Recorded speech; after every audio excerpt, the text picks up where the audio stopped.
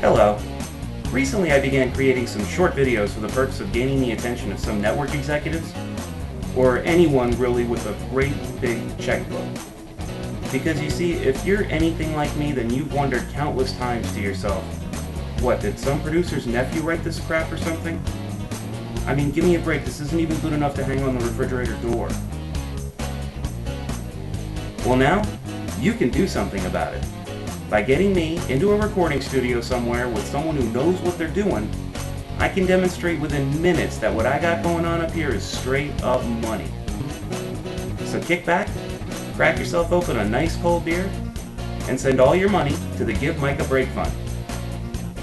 Thank you.